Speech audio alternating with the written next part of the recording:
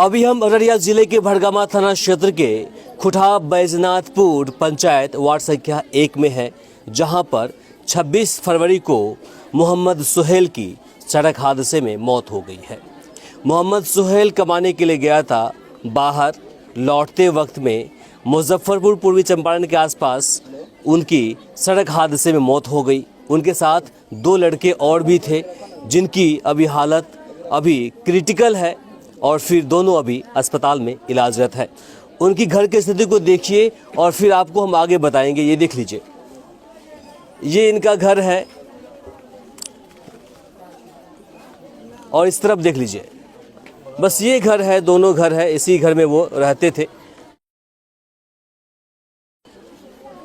यही देख लीजिए, ये मोहम्मद सुहेल का आशियाना है और मेरे हाथ में देखेंगे तो फायर की कॉपी है और फिर FIR दर्ज की गई है थाने के अंदर। जानकारी मिल रही है कि सुहेल 4 भाई थे और चारों भाई में सबसे बड़े थे। उम्र थी इनकी 18 साल की। 18 साल की उम्र में अपने जो परिवार और अपना पूरा जो घर है उनको अपने कंधों पर संभाल रखा था। वही इकलौता कमाने वाले थे। बाकी जो 3 भाई हैं उनसे छोटे थे और फिर उनके गुजरने के बाद अब देखिए घर वीरान हो गया है। इसके साथ ही जानकारी मिल रही है कि उसके जो पिताजी और माताजी हैं, मम्मी और पापा जो हैं, वे डायबिटीज़ से ग्रसित है ना। वो 2-3 साल से लगातार इलाज करवा रहे हैं। उनकी भी हालत सही नहीं है। 5-6 महीने पहले उनकी शादी हुई थी। पत्नी भी अभी बाहर में ही है और उनका इतने कम समय में दुनिया से चले जाना कहीं न कहीं इस परिवार के लिए बहुत बड़ा आघात पहुंचा है। क्या कहेंगे, कैसे उसकी मौत हो गई और इस परिवार का जो वारिस है अब कौन होगा? अब तो भगवान इस परिवार का वारिस है, खुदा अल्लाह ही है इस परिवार का वारिस है। बाकी तो छोटे छोटे बच्चे हैं, जो 3 को बच्चा हुआ है। बाकी जो एक था मजदूरी कर रहा था, वो भी चला गया इस दुनिया से। बहुत बड़ा दुख की बात है अभी ये।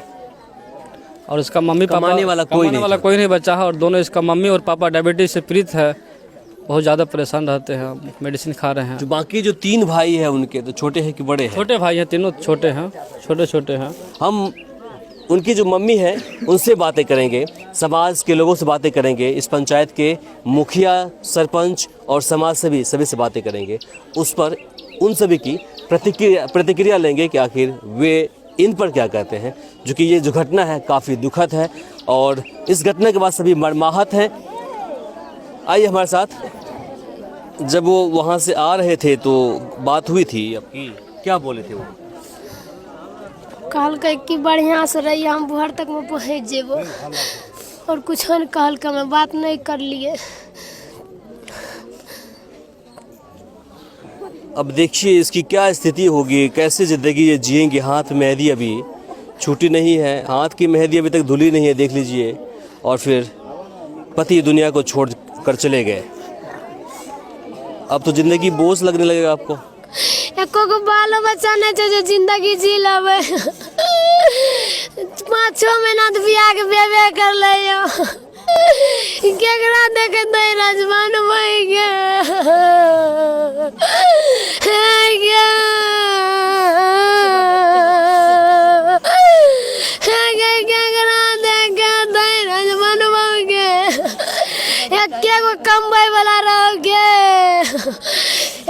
कमबै वाला रह गया, बहन सच बियाह करे लगे।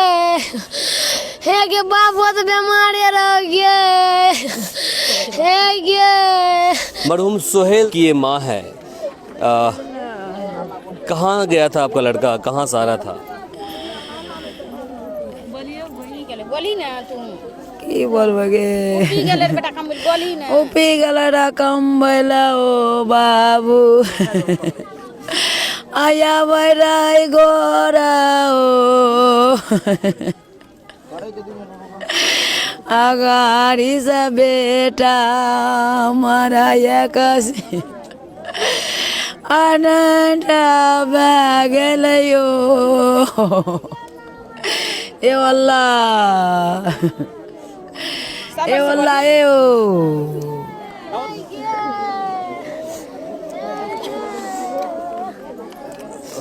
बाकी अब हम चलते हैं जो समाज के बाकी लोग हैं उनसे जानते हैं कि आखिर उस पर इनकी क्या प्रतिक्रिया है। चूँकि जिस तरह से घटना घटित हुआ है, किसी भी इंसान का दिल पसीज जाएगा, पत्थर इंसान का दिल भी कहीं न कहीं रो देगा। और फिर इस जो महिला है उसकी ज़िंदगी अब कहीं न कहीं अब बर्बाद हो चुकी है। अब बाकी समाज से बस इतना ही कहेंगे कि उनकी ज़िंदगी बाद में आबाद दे। ये घटना 26 फरवरी की है और करीब तकरीबन 8:30 या 9 बजे सुबह की बात है जी।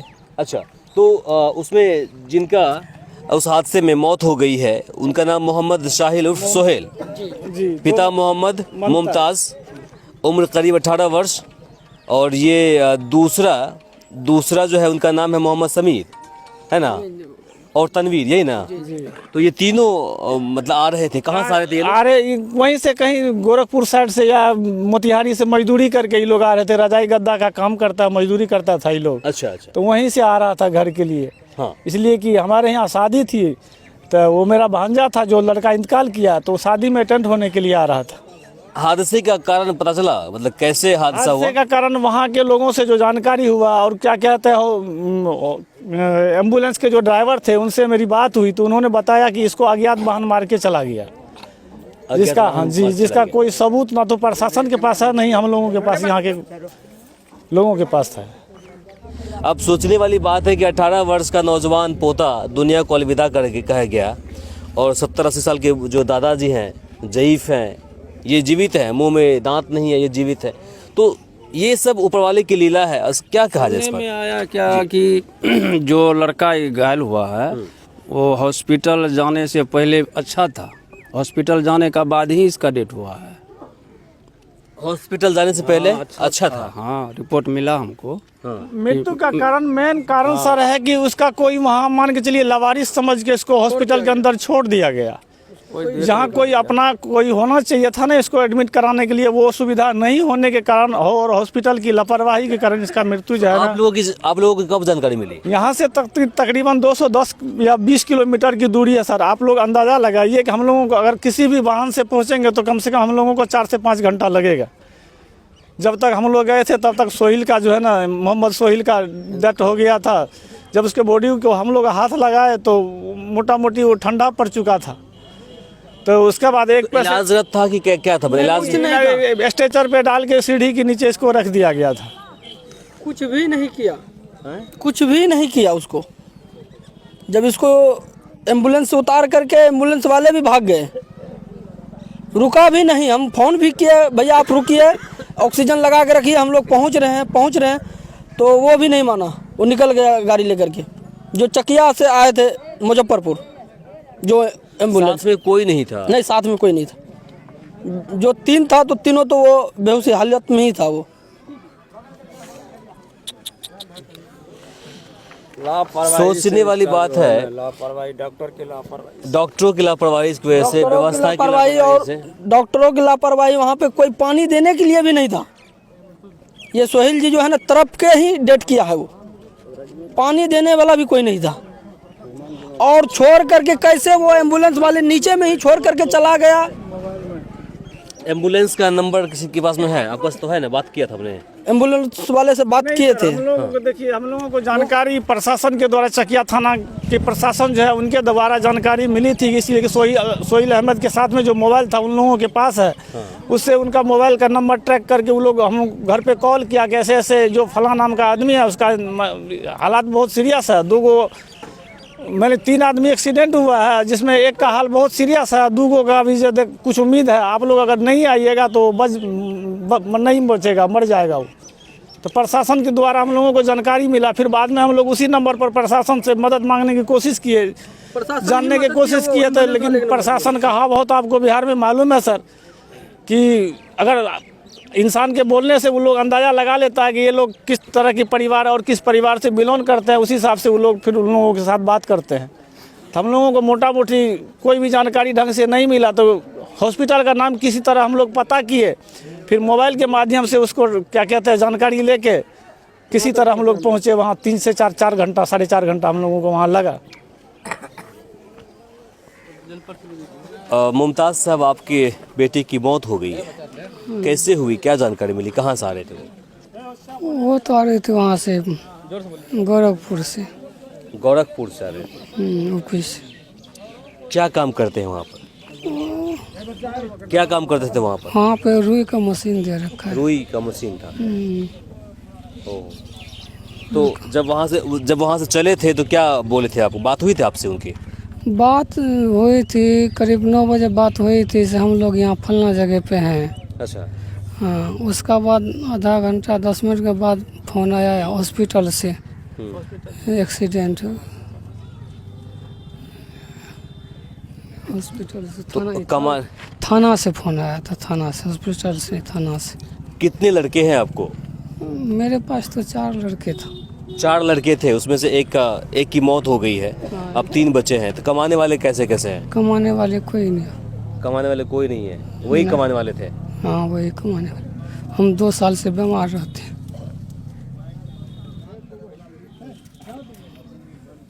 अब क्या चाहते हैं प्रशासन सरकार से, क्या चाहते हैं?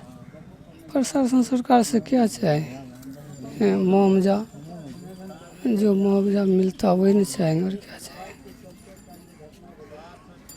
ये अभी बोलने में असमर्थ है सर, नहीं बोल पाएगा। मेरे जीजाजी हैं, सरकार से यही चाहते हैं कि प्रशासन हॉस्पिटल के जो विधि व्यवस्था है वो सबके लिए बराबर होना चाहिए। ये नहीं कि किसी अमीर का सही उपचार हो और गरीब को सड़क पे मरने के लिए छोड़ दिया जाए, उसमें सुधार लाए। और गरीब परिवार का जो सरकार का जो न्याय है, जो मुआवजा राशि है, प्रशासन के माध्यम से और आप मीडिया बंधु के माध्यम से यही चाहूँगा कि वो टाइम पे मिले और जल्द से जल्द मिले। उसको मिलने में किसी तरह की आनाकानी ना हो, ताकि किसी गरीब की भला हो। नहीं, बात सही है, आपका कहना सही है। खुटाव बैजनाथपुर के मुखिया उदय शंकर राम जी हमारे साथ मौजूद हैं। क्या कहेंगे इस घटना को लेकर मुखिया जी? बहुत दुख की बात है जो हमारे इस बीच से 18 साल का युवक निकल चुका है, और इस बहुत ज़्यादा तकलीफ़ हो रहा है हम लोग को, और समाज का भी यहाँ का जो है सबको तकलीफ़ हो रहा है। एक बाल बच्चा गरीब घर का था, और आज वो लोग मोटरसाइकिल से आ रहे थे और ट्रक से उसको धक्का मार दिए। धक्का मारने के बाद वहाँ जो है, कौन जगह बोले, हाँ वहाँ हुआ, और वो बच्चा तो एक ठो नहीं है मरा, 2 ठो पटना हॉस्पिटल में भर्ती हुआ है। इससे मैं यही कहूँगा जो मूल राशि है उसको दे दिया जाए, यही हम आप लोग से कहेंगे। नहीं, बिल्कुल सही बात है। जब सरपंच साहब हैं, समिति साहब हैं, क्या नाम है समिति जी? सबसे पहले तो मैं आपको धन्यवाद देता हूं कि आप क्षेत्रीय मीडिया कर्मी और इमरान भाई साहब, आपका जो हमेशा देखते रहते हैं, जो गरीब सुदूर वर्ग में कहीं भी किसी भी तरह कोई परेशानी हमारे समाज के बीच में अगर होता है तो आप हेल्प सरकार के द्वारा करवाते हैं। शुक्रिया जी।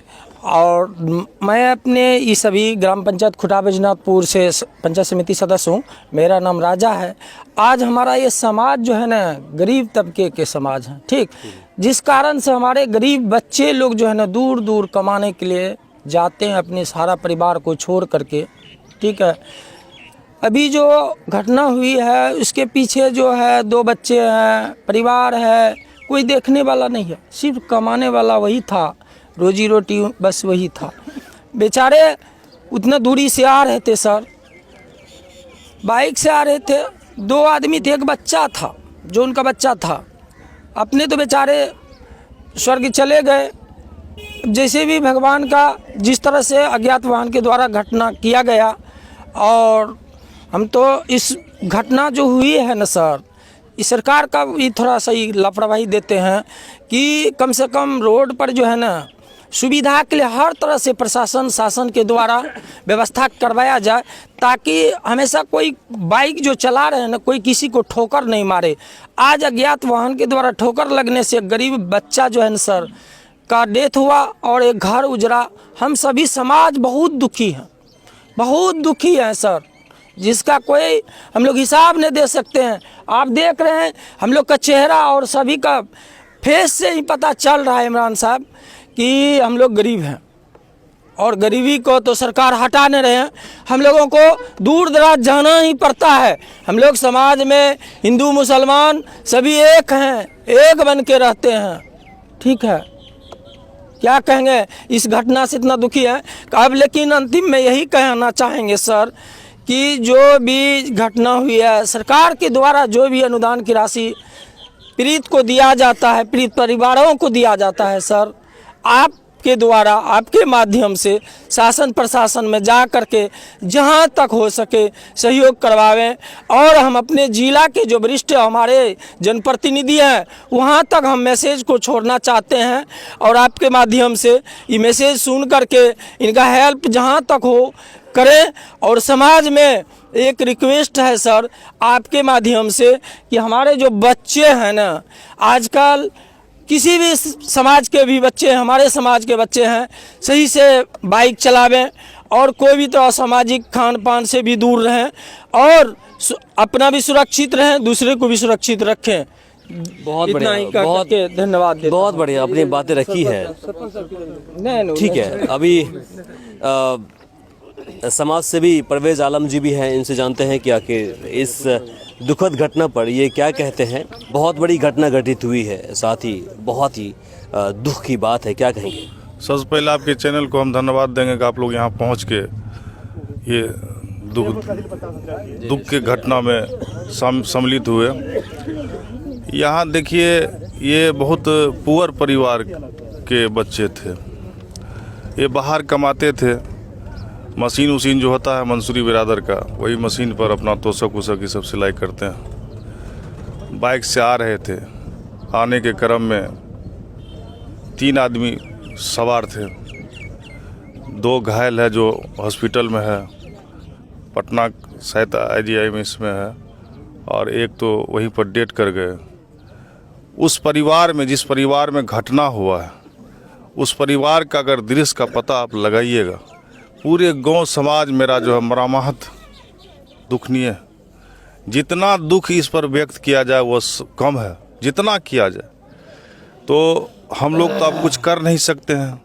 उसका प्राण जो है ऊपर वाला के यहाँ चला गया, हम लोग उसको वापस नहीं कर सकते हैं। लेकिन हम चाहेंगे कि समाज के सहयोग से, प्रतिनिधि के सहयोग से, आपके सहयोग से, जो सरकार का रूल है, जो सरकार का रूल रेगुलेशन है, उनके अनुसार इनको अनुदान मिलना चाहिए।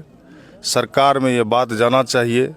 दूसरा, आप वो लिहाज को देख लीजिएगा कि पोस्टमार्टम जो हुआ किस तरीका का हुआ। अगर आपके नॉलेज में ये हुआ होगा कि हमको लगता है कि पूरा का पूरा उसको चिरा गया है, अगर वो अवैध पोस्टमार्टम किया है तो उस पर भी आप मीडिया कर्मी उन पर गौर करेंगे, देखेंगे जो किस तरह का पोस्टमार्टम हुआ, कैसे हुआ, क्या हुआ, और जहां हुआ है वहां तक अपने न्यूज़ को, अपने आवाज़ को पहुंचा करके वहां से लिखित ले करके इस कार्य को आगे बढ़ाएंगे। इसके लिए हम सारे समाज आपका शुक्रगुजार रहेंगे। तो बात सही है, अब किसको बोला जाए भाई। हम तो सामने खड़ा हो करके हमने तो सामने खड़ा रह करके पोस्टमार्टम करवाया है। पोस्टमार्टम करने वाले जो लोग हैं, मेरे सामने की बात है, पैसा लेता है। अगर आप ज़्यादा पैसा देंगे तो आपके जो डेड बॉडी है उसके साथ ज़्यादा खिलवाड़ नहीं किया जाएगा। पैसा आप नहीं देंगे तो वो पूरा का पूरा खिलवाड़ कर देगा, क्या कुछ कर देगा, देखने के लायक नहीं बचेगा। तो मेरे सामने की बात है और पूरा देश जानता है कि पोस्टमार्टम में क्या कुछ होता है। और बिहार के अंदर जो डॉक्टर हैं उसकी लापरवाही को लेकर के कोई भी ऐसे व्यक्ति देश में नहीं है या फिर प्रदेश में नहीं है जो अवगत नहीं है। सभी जानते हैं कि डॉक्टर किस प्रकार से नौकरी पाने के बाद अपने आप को कितना बड़ा 30 मार खान समझते हैं, सबको पता है। 70-80 हज़ार रुपये महीना मिलता है सरकारी अस्पताल के अंदर और साइड से अपना क्लिनिक चलाते हैं। लाखों करोड़ों की संपत्ति कुछ ही महीनों के अंदर, कुछ ही सालों के अंदर अर्ज लेते हैं, सबको पता है। आजकल जो ह्यूमन जो है मानवता के लिए जो काम करने चाहिए वो कम करते हैं और अपना धंधा अधिक चलाते हैं, सबको पता है। इसे बोलने वाली बात क्या है, इसको कंट्रोल करने के लिए हमें नहीं लगता है कि किसी की बस की बात हो पाएगी, कोई भी किसी कंट्रोल कर पाएंगे। चूँकि प्रदेश के अंदर पिछले 20 सालों से लगातार NDA की सरकार थी, उससे पहले आपको राजद की सरकार थी, कुछ समय के लिए गठबंधन सरकार बनी है। चाहे कोई सरकार क्यों ना आ जाए और फिर क्यों न चले जाए, लेकिन ये जो व्यवस्था है वो सुधरने वाला नहीं है।